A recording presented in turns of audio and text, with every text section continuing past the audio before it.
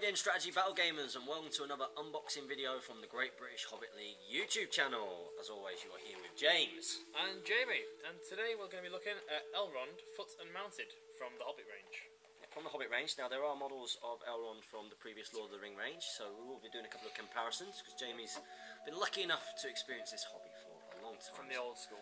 So he'll be able to let us know what he thinks. Now my first impressions looking at the box and looking at how the model looks is it's beautiful. I actually really like the paint job that they've done on that as well. Their painting's amazing. It's improved a lot. Yeah, the heavy metal they do their painting for. The painting of this model looks absolutely great. So I'm really hoping that when I paint mine up, if it looks even close to that, I'll be really happy. It's got more than 4 colours on it to suggest what to paint it with. I think we're always going to reference that after looking at the White Council box. It's just like, why? You got 4 models painting 4 colours each. Yeah, mind you, it does say that there's only 5 on here. Yeah. And they've obviously used more than 5 colours.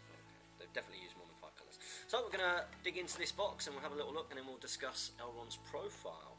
What? Does anyone know what this means? Camera problems. Restart. Fuck that. It's alright, we'll do it from here and factory reset. We'll get a little bit in here. Okay, so I am opening up the box now, and inside we have got the models. Okay, so when you buy this, you do get a foot model and a model on the horse. How much is this in the UK? I think it's about £25. So it's not a cheap model. It's not a cheap model for a foot model and a mounted model. It's definitely not cheap. But that's kind of the way that. That's kind of the way it's always been. I think in one of the out of production metals I've got at home, not to brag, I got the Mahud King foot and mounted, and this is quite an old model. But even then, he's still at £18. So even back in day, it was still quite expensive for a foot and mounted model. Okay, so as an observation, I take this out. I'll start off with the Cavalry Model because I know that I would like to have this model leading some of my new Rivendell Knights, which I have. So let's see what we can get up on here, even if we just take a couple of little pictures. There was a picture of the book. You're not going to see that. I don't want to get sued. There we go. So, video going. Have we got a video? Yeah. Yeah, good stuff. Okay, so as you can see there, tons and tons and tons of detail. Tons of detail. And I really like that pose. I like the way that he's got kind of like the sword kind of pointed down and forwards, kind of the kind of pose that you kind of associate with. He's leading, isn't he? Yeah. When you think of like, I don't know, Charge of the Light Brigade or something like that, you think of that. Hello. Yeah, they've got the sabres going forward like so. He's kind of got that kind of look, leaning back. He's screaming at the Knights of Rivendell, saying, "Come on, these sons of Ale are battering us. You know, we need to do something about it." Yeah. But he's beautiful. The horse comes in 2 parts, and the horse itself is even sort of nicely. Yeah, it looks like actually quite nice. I hate painting horses though, so I'm never going to look at it because I'll just cry. But it does look like a reasonably very nice model. horse. Yeah, nice model. Now I think it's pictured having a white horse. Nobody likes painting white horses. No. That's a nightmare. That's a given. I might try and avoid that if I can. And then we've got the foot model as well. Yeah. Let's have a look. Now it does look like some of the. What's this? What is that? I've forgotten what the term used for that is. It's like skin. Chaff almost.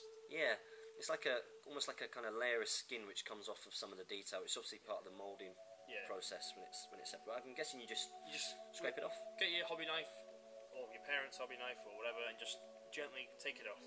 So be careful not to break the sword.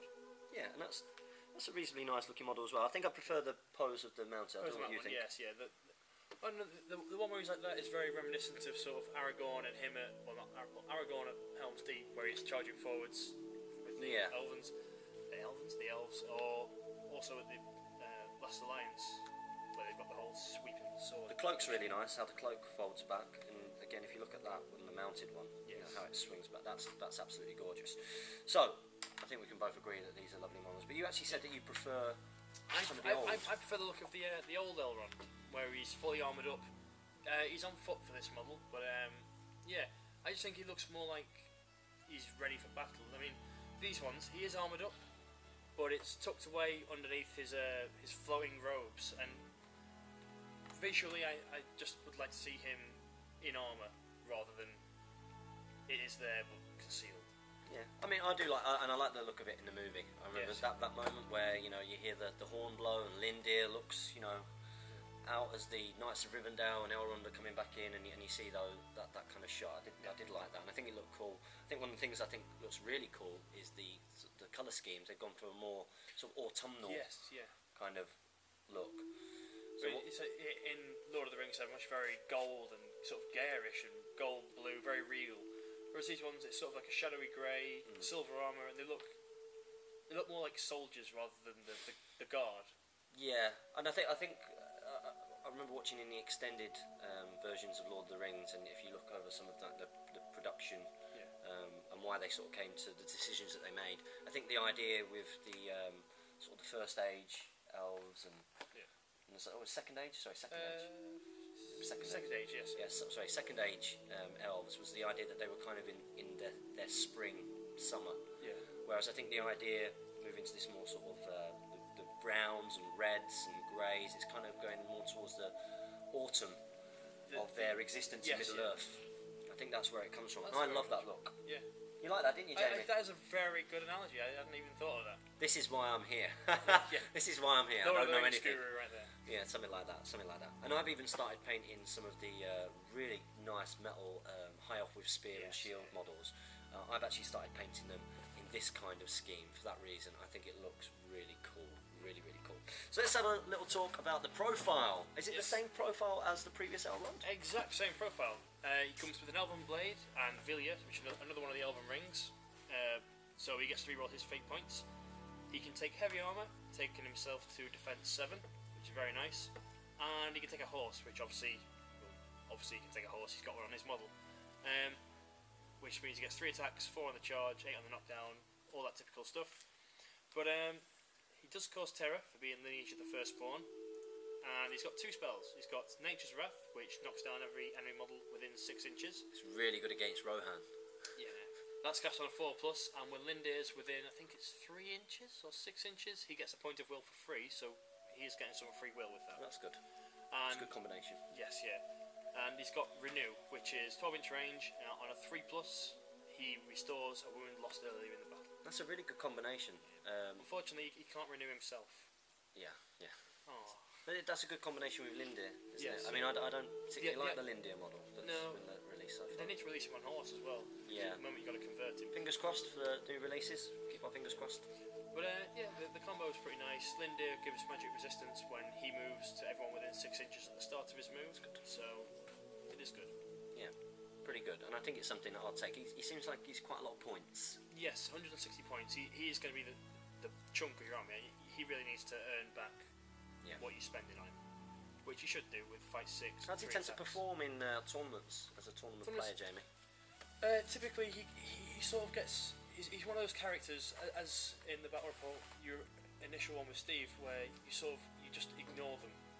You just let them do their thing and sort of contain them as much as you can, but you don't really try and take them down.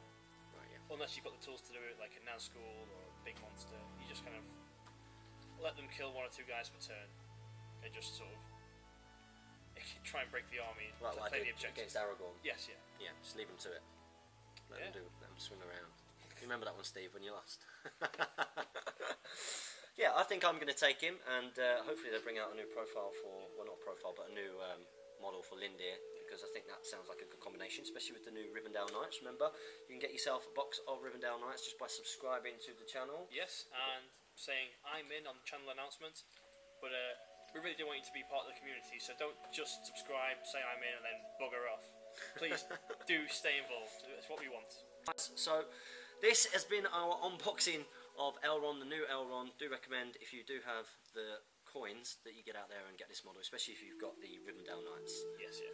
So make sure that you subscribe, share, and like these videos. Happy strategy battle gaming.